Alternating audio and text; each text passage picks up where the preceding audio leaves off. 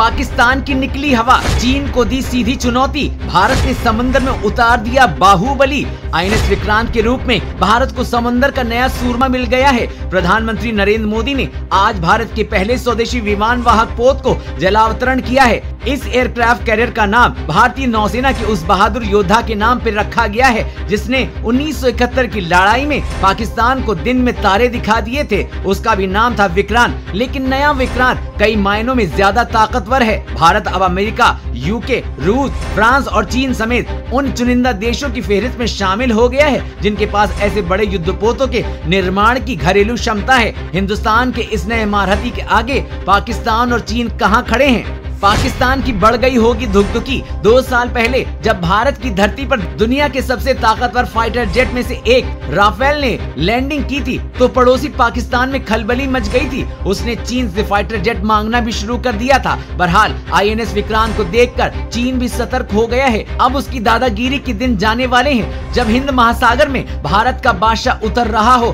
तो दोनों पड़ोसी देशों की धुकधुकी बढ़ना लाजमी है। समंदर के इस हिस्से पर चीन की नजर रहती है। दशकों पहले एक अमेरिकी जनरल ने कहा था कि हिंद महासागर पर दबदबे से ही 21वीं सदी में दुनिया का भविष्य तय होगा। ऐसे में दुनिया के देशों में होड़ बढ़ती दिखती है। चीन को रोकने के लिए भारत का ये सिकंदर काफी असरदार साबित होने वाला है। ये पोत समुद्र में जहां मौजूद होगा उसके आसपास करीब 1500 मील के इलाके तक उसकी नजर होगी। दुश्मन यहाँ कोई हरकत करके बच नहीं सकता।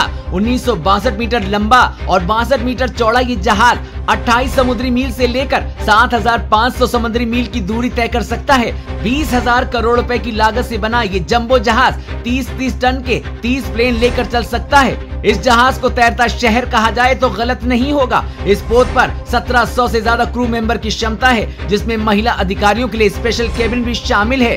टाटा, L&T, भेल, हाल समेत कई भारतीय कंपनियों ने मिलकर देश के लिए विशालकाय योद्धा तैयार किया है। 40,000 टन वजन वाले विमान वाहक जहाज का फ्लाइट डेक लगभग 2 फुटबॉल के मैदान के बराबर है। नौसेना के इस बाहुबली से MiG-29 और ध्रुव हेलीकॉप्टर तैनात किए गए हैं। इस जंगी जहाज से कामोव 31 और MH-60R हेलीकॉप्टर भी उड़ान भर सकते हैं। भारतीय नौसेना के इस सूरमा को ब्रह्मोस मिसाइल से भी लैस किया गया है। भारत और चीन की नौसेना की तुलना हो सकती है, लेकिन भारत की ताकत के आगे पाकिस्तान कहीं भी नहीं ठहरता है। उसके पास एक भी एयरक्राफ्ट कैरियर नहीं है। भारत के पास 2 एयरक्राफ्ट कैरियर हैं, INS विक्रमादित्य, INS विक्रांत। चीन के 2 कैरियर पहले से ही हैं। इसी साल जून में उसने अपना आधुनिक फ्यूजन एयरक्राफ्ट कैरियर लॉन्च किया था। फ्यूजियन 80,000 टन से ज्यादा वजनी है जो विक्रांत का करीब 2 गुना है। हालांकि अभी ये चीन के बेड़े में शामिल नहीं हुआ है।